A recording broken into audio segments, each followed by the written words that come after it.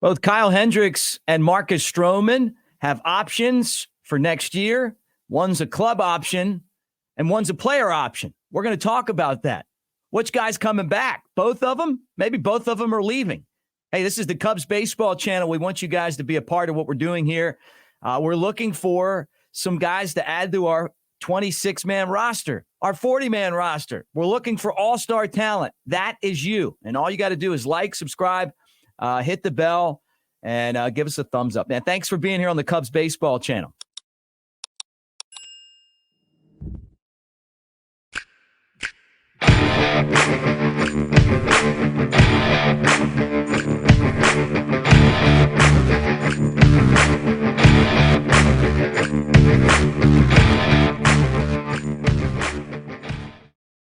All right, show today is brought to you by Smokies Baseball and their team store, the Goatees Locker Room. They just won the championship. Cubs fans love gear. Check it out. All right, he's Chad Anderson. I'm Mick Gillispie. Let's get into the show here. Let's talk about this. Marcus Stroman and Kyle Hendricks, 2024. Chad, I'm going to give you a quick take, and then I want to hear what you think. Marcus Stroman this year was an all-star. Then he got hurt. He was supposed to be gone for the season. Then he came back. He was okay, or maybe less than okay. Kyle Hendricks was hurt at the beginning of the year. He's also a Cubs legend. He's also the last guy from the 2016 World Series. But he's not overpowering anyone anymore. There are definitely limitations at this part of his career, this point in his career. But there's also something to say about the leadership that he brings, the confidence. He's the professor. And both of these guys are kind of up in the air for next year. Yeah, I look at Stroman, and he's just a guy that personally just not a huge fan. That's just my take on him. He has flashes of brilliance, but then at the same time, you can, as much as Cubs fans like Carlos Zambrano, he kind of gets there, doesn't he? Like a little bit with his emotions. He wears them on the sleeve. He could have a bad outing. He's just not consistent. And I think if you look early in the year, you're going and a lot of people on Twitter or X or whatever the hell we're calling it these days, we're saying, oh, Marcus Stroman, like, when are we extending him? We need to extend him. Sign this guy, get him locked up.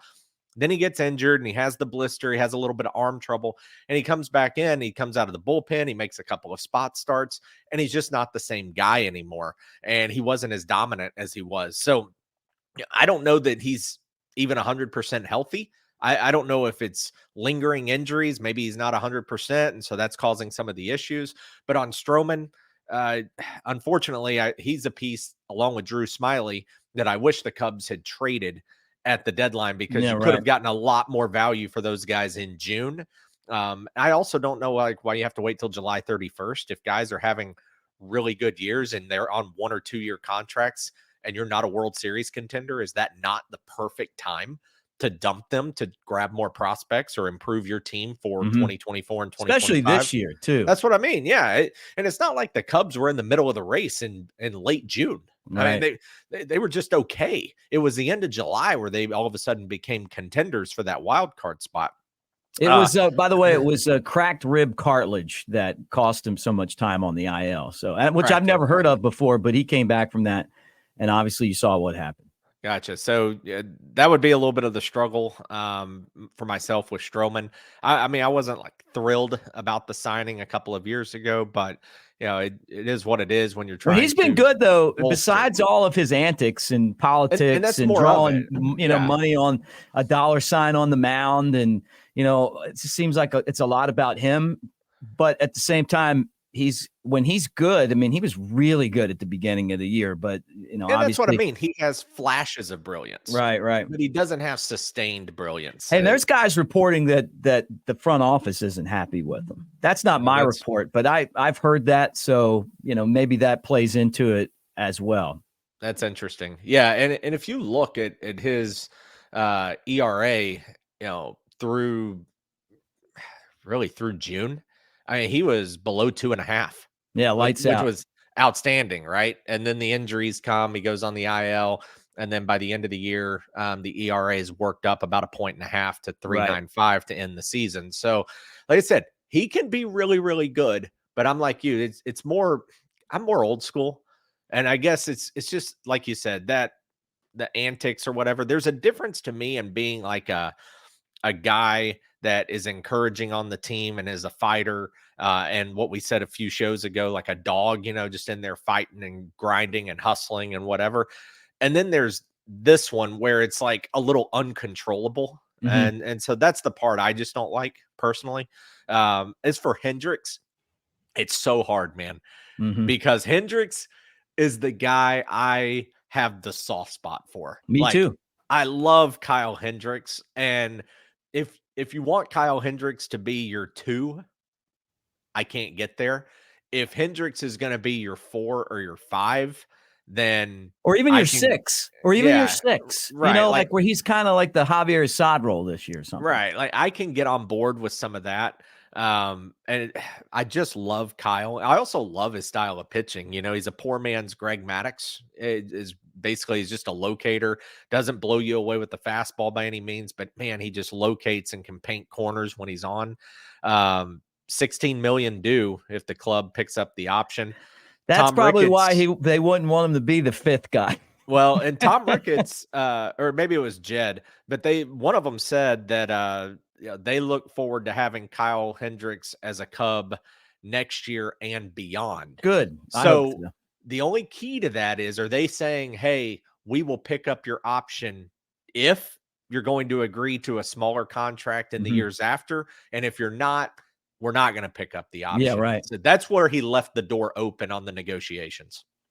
Look, I've been friends with him since, he got traded to the Cubs and his family, and I love him. And I interview him. People say he looks like my little brother. So I don't know if that's a compliment to him or a dig at him, I was going to say, whatever. what was somebody pissed off at Kyle for that day? I know. I got to Damn. put the picture up here of the interview because we look almost like identical, kind of like. But you know what? I love him, man. And I there's just that nostalgic part about having him on the team that I would hate to see him go. But at the same time, it's a business. I thought that there was a chance they could have traded him at the deadline, because if I was a team like Baltimore, young team in the mix, I would love to have him there just to be able to, have that experience of pitching in all the big games, Game 7 of the World Series, Game 6 of the championship series, to get his team into the World Series for the first time since 45. He's a great guy, stellar. And who knows, maybe he picks up some, it wouldn't be unheard of for him coming back from a shoulder problem, right?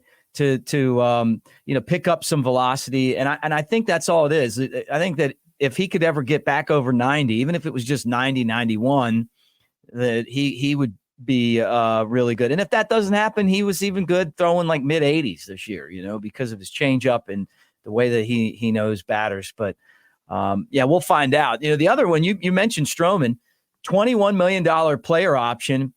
And I don't see anyone paying more than that, giving him a long-term deal, what he wanted. And this feels like one of those pillow seasons for him, like what we saw with Bellinger last year, where he won't get the deal and he'll just take that's the best he's going to get and come back, and maybe we'll get the best of him like we saw at the beginning of the season.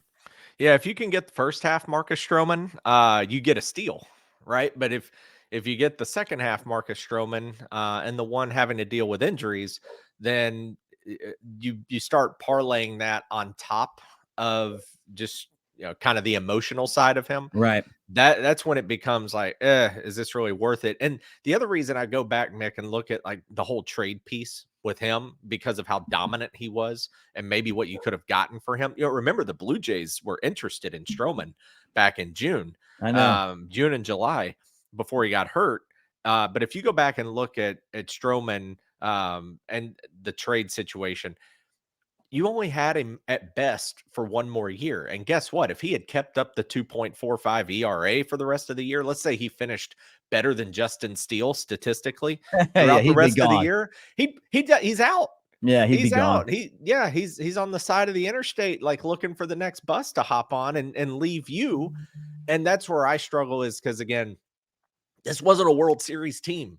So you had the option to maximize value on Marcus Stroman, and you kind of missed it, and you missed the playoffs. Right. Now you're sitting here stuck with Marcus Stroman, unless he turns out to be a world beater like he was in the first half. Yeah, great points. All right, I wanted to touch on this. I heard Paul Heyman doing an interview. They were asking him about Pete Alonso to the Cubs. I don't know how much of this I'm buying into or not. I will tell you this. Heyman doesn't think it's going to happen. He feels like David Stearns, who was the GM of the Brewers, now took over for the Mets. By the way, got rid of Buck Showalter, which Alonso wasn't happy about. Oh no, Mick, he resigned. He stepped aside. Right. Yeah. Get out of here. I like Buck though. But anyway, yeah. So, and then we heard all the rumors that Alonso wasn't, the team wasn't happy with Alonso down the stretch. Maybe he wasn't happy with the way the guys were performing. So look, I mean, would the Cubs be a good fit for him? Yeah. I mean, it'd be great to see him in there. But one of the worst things that Stearns did in Milwaukee, which Heyman pointed out, and he's exactly right, was that Josh Hader trade right there in the middle of the pennant race a couple of years ago. And Milwaukee, gave up one of the best lockdown pitchers in baseball. And look, they got some good prospects back, but at the same time, he lost the clubhouse. So I don't know if he's going to go in and make this deal. But then again, look, you don't have that many movable pieces if you're the Mets. And this is one. And if you could get an Owen Casey from the Cubs, if you could get Jonathan Perlaza, who's a guy that no one's talking about, but he's a great outfielder. Maybe you get Pete Crow Armstrong back. Although if I was the Cubs, I would not trade him. You've got other guys like Jake Slaughter who kind of fly under the radar, but all he's done is ever as a professional is hit. The Cubs have so much talent right now. They have a manager that's kind of proven that he's not too sure about playing these guys. So maybe you have to trade them to get veterans to match your manager and kind of the style that you have at the big leagues, right? So I could see the Cubs making some trades, but I wanted to throw this out here. This is me with the knowledge that I have saying that maybe what would fit the Cubs a little bit more would be a guy like Juan Soto, a Juan Soto type of player. And I wouldn't be surprised if there was a Juan Soto type of guy that was available that the Cubs would not go all in to get him. Now, the Padres went out, they spent all of this money. They gave up their entire farm system to stack their big league roster, and they suck because it doesn't work like that. Free agents are a small part of success, and you have to have the guys in your organization, and then your organization needs to be kind of like this. All those high-priced guys can perform individually, but you still got to have the glue that keeps them all together. The Padres don't have that. And I could see them maybe selling off some pieces, maybe some other teams as well. But I wouldn't be surprised if there wasn't a guy like a Juan Soto out there that the Cubs tried to go all in on. And if you were a team like the Padres that is saying, hey, I've got this guy signed long-term. I got this guy signed long-term. I got this guy signed long. I got to get rid of some payroll. The Cubs would be the perfect partner for that. And I could see a guy like Juan Soto being a building block for the Cubs. I think going back to the Brewers-Mets reference, though, on the Hader trade versus Alonso, the Brewers were in the middle of the race. And I think that's what threw everyone off, is they were literally right. They won the division. They were in the middle of that race, and they made that trade, which had everybody scratching their heads. But if you look at the Mets, I mean, they're not set up to win. They already, shipped off Scherzer and Verlander. They're shopping Alonso. It's pretty apparent that they'd like to get him dealt. They were talking about that at the deadline, but it's apparent they want to get him dealt before because this is his walk year, 2024. Right. This is where the value is. Yeah. So I think those are a little bit different, but I agree with you. And the Cubs are going to, if they want to contend, they're going to have to dip into both pools, right? Like you got to decide, okay, we got this many prospects we're willing to part with. And are we going to go Alonso or are we going to go Soto? And you probably judge that based on obviously the cost, but then you still, in my opinion, the Cubs have to go get a pitcher.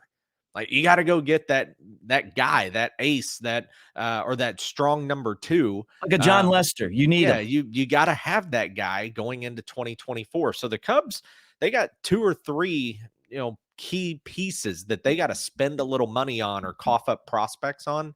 So Soto would be great, and if the Padres are willing to cut payroll, and I'm sure the Cubs would love to be a player for Juan Soto. I'd take that guy over Alonso all day long. Yeah, or something like that. But what you don't want is to see more of these Nelson Velasquez for Jose Cuevas trades. You just don't want to do that. You don't want to give up DJ Hurst, who's going to be a starting pitcher next year, and probably like number 2 or number 3 in that Nationals rotation for a rental, Jamer Candelario, who we love, but then gets hurt and you don't even make the playoffs. So I just, the talent is there. The Cubs have a really good farm system. Maybe they don't have the top end guys that they did with Chris Bryant and Javi Baez, but they have some really, really good pieces that could end up being as good or better than those guys. And you just want to make really quality deals. All right, he's Chad Anderson. I'm Mick Gillispie, the Cubs Baseball Channel. Again, guys, thanks for being here. Like, subscribe, give us a thumbs up, and hit the bell. We'll talk to you soon.